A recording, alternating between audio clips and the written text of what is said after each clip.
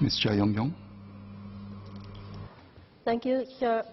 I declare my interest as President of SPD and Board Member of SG Enable. For this speech, I acknowledge SPD, the Singapore Association of Occupational Therapists, or SAOT, and Dr. May Lim Sok Mui of the Singapore Institute of Technology for their professional inputs. Any unpalatable views, however, are entirely my own. So I support the motion, and I ask for all our children, including children with disabilities and special needs, to be given equal opportunity to education and the necessary support to develop their potential, to thrive in the same environment as their peers with or without disabilities, and to participate effectively as members of our society.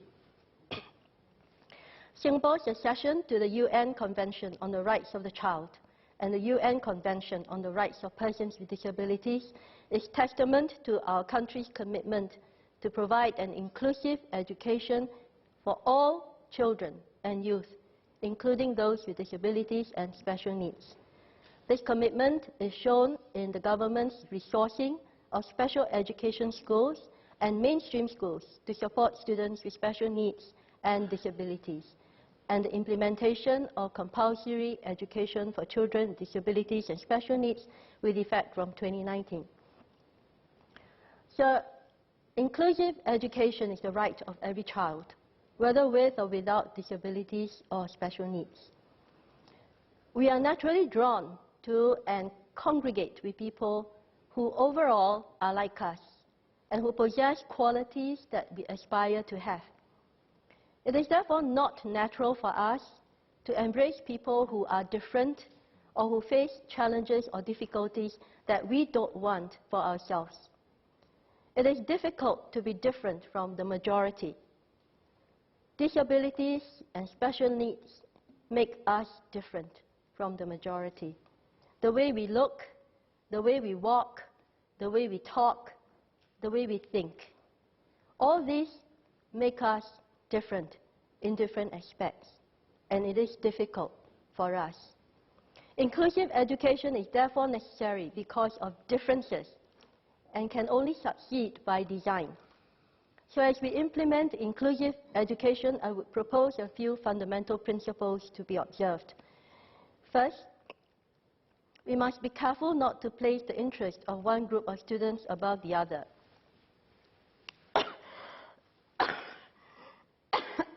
Excuse me. Pardon me. The interests of both groups are equally important. Secondly, we must create opportunities for both groups of children to play, learn, and grow together. We should, to the extent practicable, remove barriers against children accepting one another. In respect of the first principle, studies show that children undergoing inclusive education achieve greater progress in reading, mathematics, and general academic performance. Excuse me. They are also given the opportunity to develop meaningful friendships, understand, appreciate, and respect individual differences, and prepare for engagement in diversity. Therefore, inclusive education, if prudently implemented, benefits children with and without disabilities.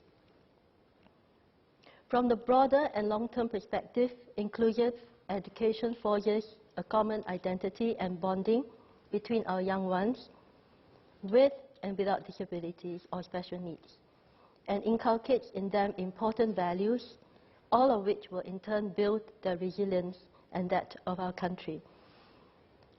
Excuse me.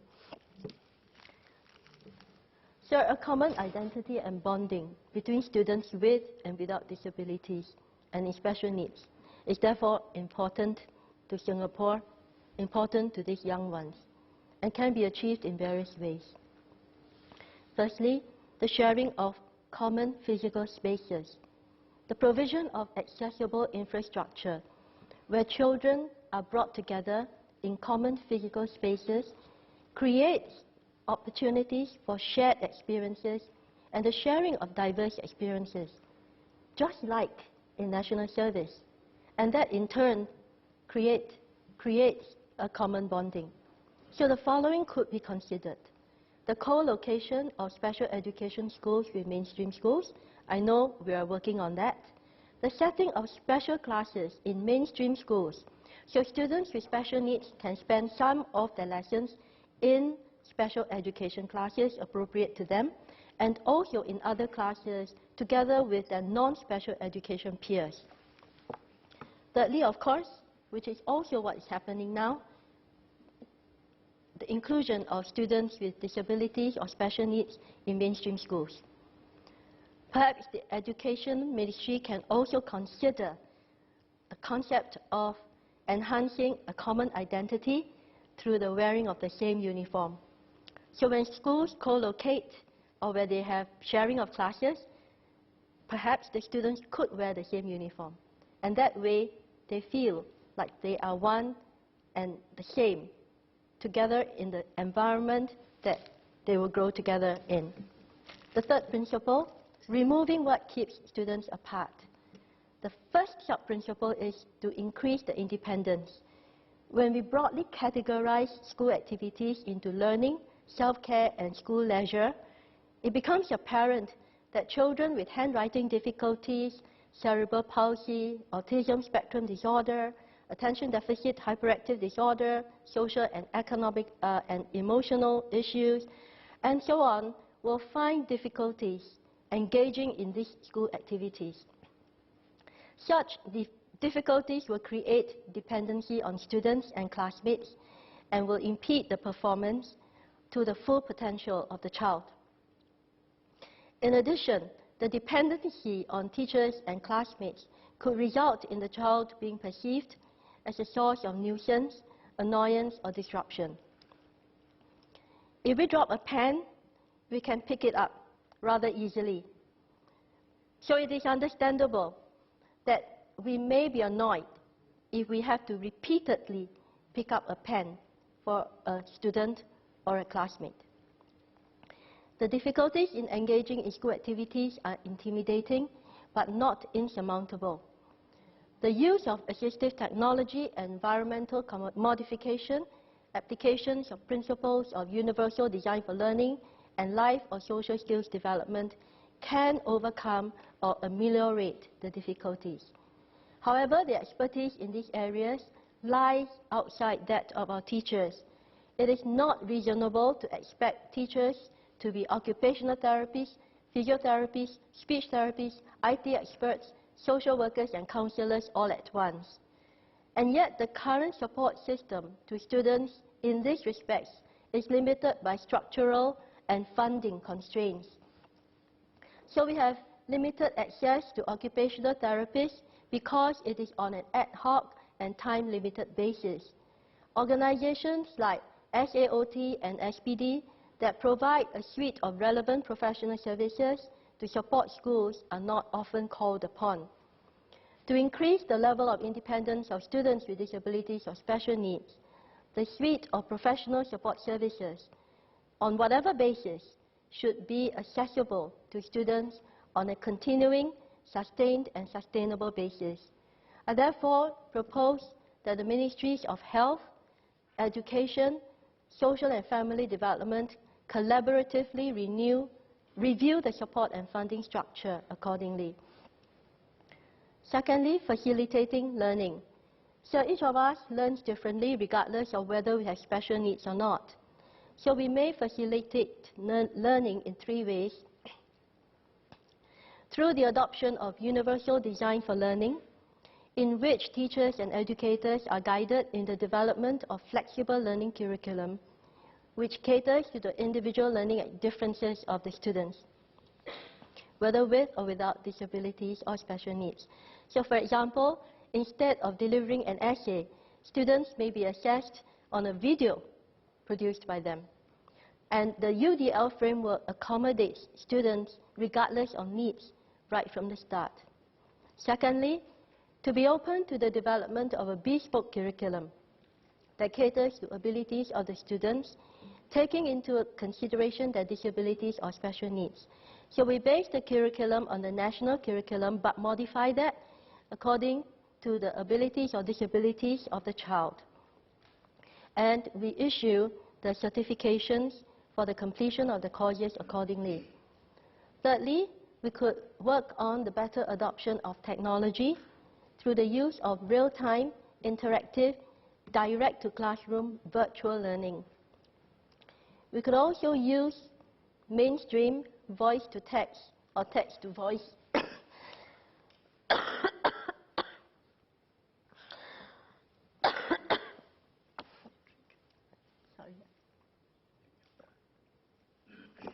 Thank you. We could also use mainstream voice-to-text or text-to-voice technology for a child that is not able to type, or not able to see, or not able to hear. This technology can empower them to do their homework, to read their book, even to do their exams. These are a few examples. If you'd like to know more, please visit TechAble. Sub-principle 3, involving the whole school. Inclusive education requires a whole-of-school approach. Excuse me. Pardon.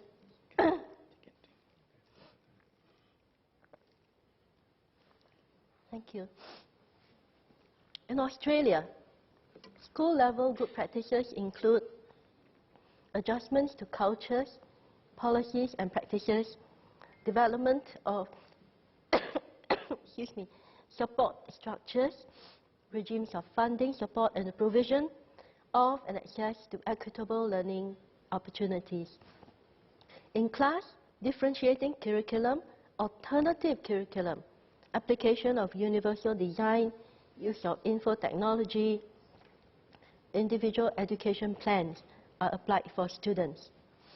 Closer to home, Mayflower Primary School. The school enrolled 6 deaf students this year, and it undertook systemic and infrastructural changes to accommodate them. In addition, cultural change in the school shows that it takes a whole school to make the students with disabilities feel welcome and accepted. The final principle, acceptance.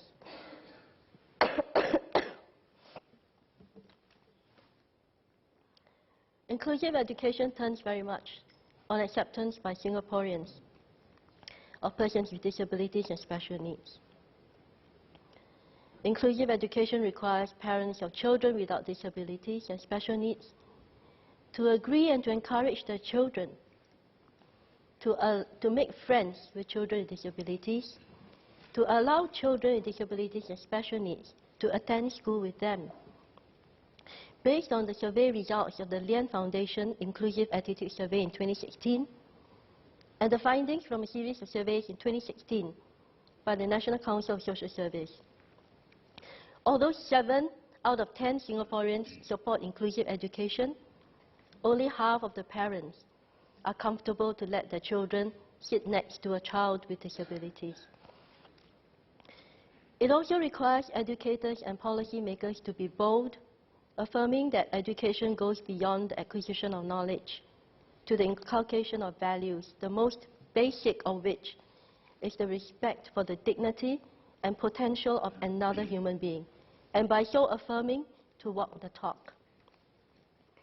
Based on the same survey findings, half the children with special needs had difficulty enrolling in mainstream preschools because of their special needs. I understand MSF is taking action to resource preschools, and I applaud that. But consistent with these findings, the findings on mainstream primary school enrollment is that half of the parents of children with special needs consider it a success if their children can get into mainstream primary school. Inclusive education also requires members of the public to accept people with disability and children with disabilities.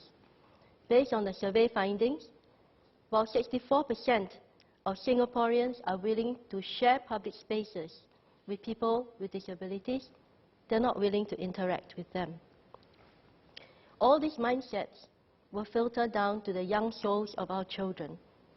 Unless we change, our children cannot be any better. So I ask that we all work together. And children, parents of children with disabilities, I ask that you do not give up. Don't give up on your children. Your struggles may be phenomenal, but you don't have to walk alone, because there are many Singaporeans who will walk with you. In my concluding remarks, sir, I want to say again that it is difficult to be different from the majority. Our disabilities and special needs make us different from the majority. And the differences are accentuated when we are placed in environments that are suited to the majority. In a short story written by H.G. Wells, The Country of the Blind, a fully sighted mountaineer named Nuez loses his way and finds himself in the country of the blind. It is an unusual village with windowless houses and a network of paths all bordered by curbs. He thinks that in the country of the blind, the one-eyed man is king. He thinks he can rule them. The villagers cannot, however, understand the concept of sight because they live in darkness. In due course, he falls in love with his employer's daughter, but is not allowed to marry her unless his eyes are removed. How does the story end? It depends on the version that you want to read. But we learn that the differences arise from different perspectives. In the country of the blind, who is the person with a disability? Who is the misfit? And who is the one who needs accommodation? We can all work together and turn differences and different perspectives into positive effect. Only if we hear each other and be prepared to push frontiers unfamiliar to us. Sir, I stand before the House as an example of a person with a disability who has benefited from mainstream education. You asked just now, sir, two important questions. The first, who is the most important teacher in our lives, and which is the most important school? I am blessed to say that I have had many teachers who made that difference, because they did not treat me as inferior to a child without a disability. They accommodated my disability,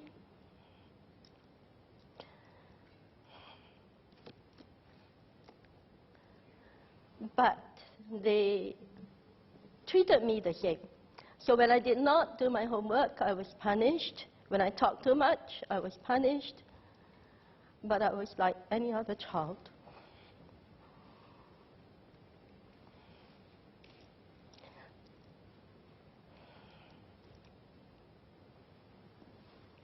It wasn't always easy.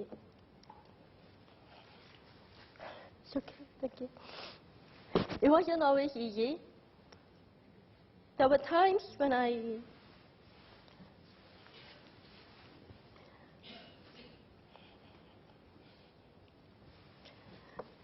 felt like a burden. And I'm sure there were many times my friends felt like I was a nuisance. But you know what?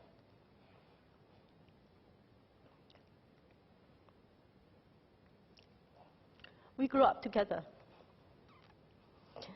We didn't think we had a choice. We stuck together and we grew up together. It got easier when I went to university. So primary school, secondary school, PLMGS. My principal was here yesterday. She was one of those who accommodated me. Ms. My Chia, Yong, teachers, they were good. you're like any other member of parliament. You have to wrap up. Thank you. And I want to say this, that the mainstream education, sir, what I went through, is what I think is an opportunity we should give to every child. And I urge all members to do and to work together for every child, because every child matters. So I support the motion. Thank you.